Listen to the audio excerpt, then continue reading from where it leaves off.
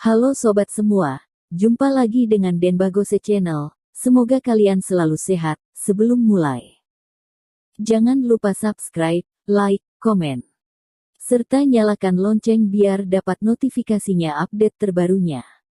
Bab 1787 Pria yang memakai kacamata hitam. Xiao Bai tidak menyangka bahwa orang yang menyelamatkannya pada saat kritis adalah Cherry Xie. Di dalam tatapannya penuh dengan kerumitan, tinju Thomaskin tepat di depan mukanya. Jika bukan karena Cherry Xie dengan tepat menghentikannya, dia tahu bahwa dia mungkin tidak bisa menahan tinjukan tersebut. Wajah Xiao Bai kelihatan pucat, dia menelan ludah, seluruh tubuhnya terbeku di tempat dan dia tidak berani bergerak sama sekali. Karena dia takut jika dia bergerak, Thomaskin akan memukulnya sampai mati dengan tinjunya, dan tidak menyisakan tempat untuk menguburkannya. Rasa ketakutan menyebar di wajah Xiao Bai, dia sedikit berkedut, ini adalah saat yang paling memalukan dalam hidupnya. Karena pada saat ketika menjelang kematian, dia benar-benar takut sampai kecing. Dia pantas mati. Thomaskin berkata dengan suara rendah.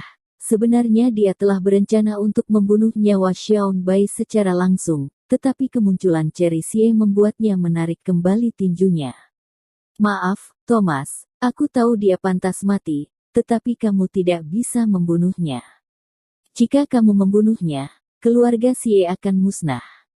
Cherry Xie menggelengkan kepalanya dan berkata, dengan tatapan memohon di matanya. Thomaskin merenung, diam untuk waktu yang lama. Dia tahu bahwa apa yang dikatakan Cherry Xie benar.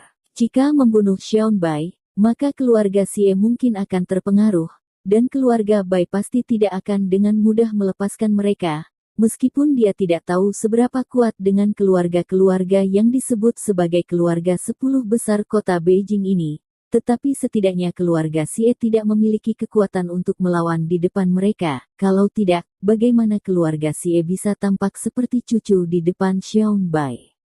Masih tidak minggir. Thomaskin berteriak dengan suara rendah.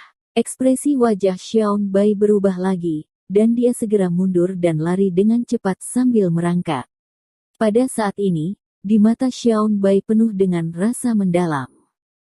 Dendam ini, aku akan balas kembali. Xiao Bai berkata dengan kejam, meninggalkan rumah Xie, dengan penampilan seperti anjing yang tidak punya rumah.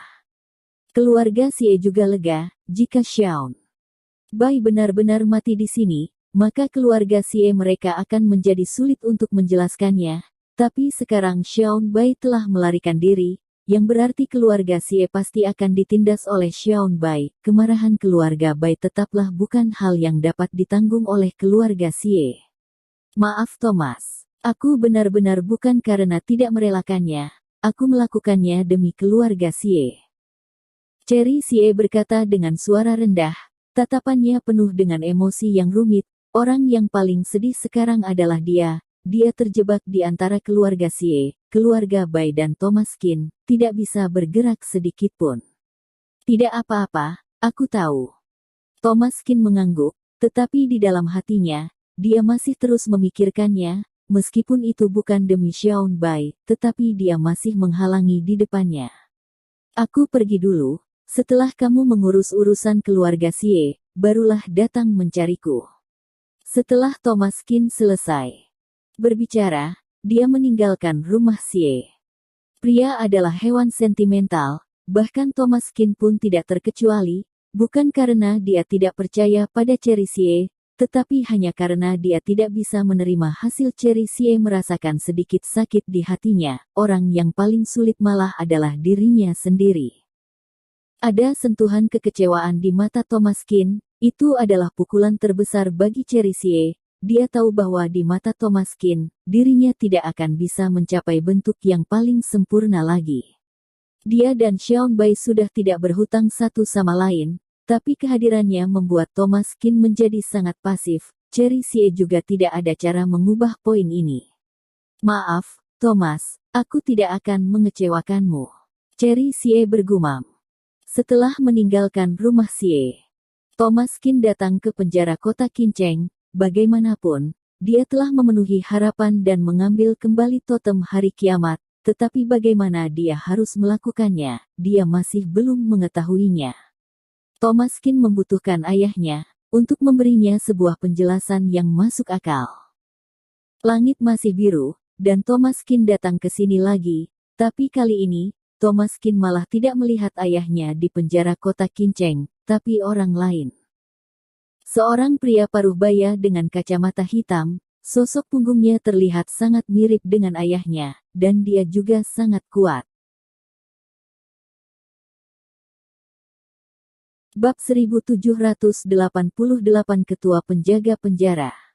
Tentu saja ayah yang hebat tidak akan melahirkan anak-anak biasa, tanpa diduga, kamu bisa-bisanya menyelesaikan tugas yang bahkan tidak dia selesaikan saat itu. Pria paruh baya itu menyampingkan wajahnya, dengan mengenakan kacamata hitam, lalu menatap ke arah Thomaskin, dengan senyuman tipis di sudut mulutnya. Kamu siapa? Thomaskin mengerutkan kening. Satu-satunya hal yang dia penasaran sekarang adalah mengapa ayahnya menghilang, dan siapa orang ini. Di sini, aku yang bertanggung jawab. Pria paruh baya itu berkata sambil tertawa. Thomaskin sedikit kaget, dan ekspresi wajahnya sedikit berubah. Dia tidak menyangka bahwa orang ini ternyata adalah pengelola dari penjara kota Kinceng, yaitu artinya penjara kota Kinceng yang sangat besar ini dikelola sepenuhnya olehnya, dan dia adalah ketua penjaga penjara yang sebenarnya. Aura yang mengerikan, dilepaskan secara tak terlihat, Thomaskin selalu merasa bahwa orang ini tidak sederhana, dan kekuatannya bahkan mungkin tidak lebih lemah dari ayahnya, dan dia adalah ketua penjaga penjara dari penjara kota Kinceng. Ini membuatnya juga cukup kaget. Kemunculannya, dan hilangnya ayahnya, apa hubungan di antara kedua ini? Ini mungkin alasan mengapa dia datang untuk berjumpa dirinya sendiri. Kamu pasti punya beberapa pertanyaan, mengapa aku ada di sini, dan kemana ayahmu pergi? Pria paruh baya itu tersenyum. Tidak bicara, berarti setuju. Ingat, namaku Roland Chang. Ayahmu telah meninggalkan kota Beijing, dan dia seharusnya sudah ada di sana sekarang. Jika dia bisa melihatmu pulang kembali, dia pasti akan sangat senang. Tatapan Roland Chang penuh dengan rasa mendesah, dan pada saat dia menatap ke Thomaskin, dia sepertinya dengan sengaja merangsang nafsu penasarannya. Aku hanya ingin tahu, kemana ayahku pergi. Thomaskin memandang Roland Chang dengan tatapan membara, ekspresinya tampak dingin. Kamu telah menyinggung keluarga Bai, yang sekarang sudah berkembang besar di kota Beijing. Menurutmu apakah 10 keluarga teratas di kota Beijing begitu mudah untuk digertak? Kamu berpikir dengan terlalu sederhana. Roland Chang tersenyum. Memangnya kenapa?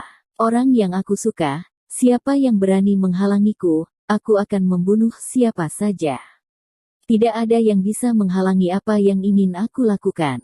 Tatapan Thomaskin tampak sangat teguh, dia melihat ke arah Roland Chang, pikirannya tak sedikit pun tergerak. Pada saat itu, tatapan Roland Chang juga tampak cukup rumit, karena dia seolah-olah telah melihat Bayer Qin yang kedua. Thomaskin jelas bukan orang yang rela mematuhi perintahnya. Bahkan jika itu demi keluarga dan negara, dia juga belum tentu akan patuh, karena orang seperti ini, kamu sama sekali tidak bisa memahami pikirannya. Meskipun Thomaskin sangat muda, tapi dia memiliki sifat seperti serigala yang membuat Roland Chang tidak berani meremehkannya. Ini hampir sama persis dengan Bayer Qin yang pada saat itu. Aura semacam ini, seperti kebanggaan yang membumbung tinggi, tidak peduli siapapun, apapun, semuanya tidak bisa dianggap penting di matanya. Aku melakukan apa yang aku inginkan, siapa yang berani menghalangi? Ya, inilah auranya. Orang yang seperti apa akan memiliki anak seperti apa yang dikatakan beliau memanglah benar, sifat seperti serigala dari Thomaskin pasti merupakan keturunan. Ketika Bayer Qin pergi, dia sudah pernah mengatakan kepadanya, bahwa, jangan berpikir untuk menjebak anakku, jika tidak, kamu akan menyesalinya. Bahkan Roland Chang pun tidak tahu apakah itu adalah peringatan untuknya, atau kepercayaannya pada Thomaskin. Pokoknya, Karena dia telah duduk di sini, tentunya dia sudah memikirkan semua tindakan pencegahan. Bayer Qin memang telah dilindungi, tetapi itu juga karena dia menyebabkan terlalu banyak masalah. Dia bukan anggota sistem negara Huaxia dan tidak akan mematuhi siapapun. Dia sama seperti Monkey King dalam perjalanan ke barat, tidak bisa dikendalikan oleh siapapun. Sangat beraura, tapi kamu hanya satu orang, dan mereka adalah sekelompok keluarga. Kekuatan seseorang sulit mendukung situasi secara keseluruhan. Bocah kecil, hahaha. Jika sesuatu dilakukan terlalu berlebihan, nasib pasti akan berakhir lebih awal juga. Keluarga Bai tidak mudah diprovokasi, kamu harus berhati-hati. Pendekar Liga Naga, bahkan aku pun tidak bisa menjamin apakah dia akan bertindak. Kamu bisa kembali dari Gunung Kunlun sudah cukup untuk menunjukkan kekuatanmu, tetapi jika terlalu mencolok, maka akan mudah gagal, jadi lebih baik berhati-hati. Aku telah mengatakan semua yang harus kukatakan, sekarang, saatnya kembali ke pokok bahasan. Roland Chang tampak serius, dan memandang Thomas Qin dengan tatapan dingin.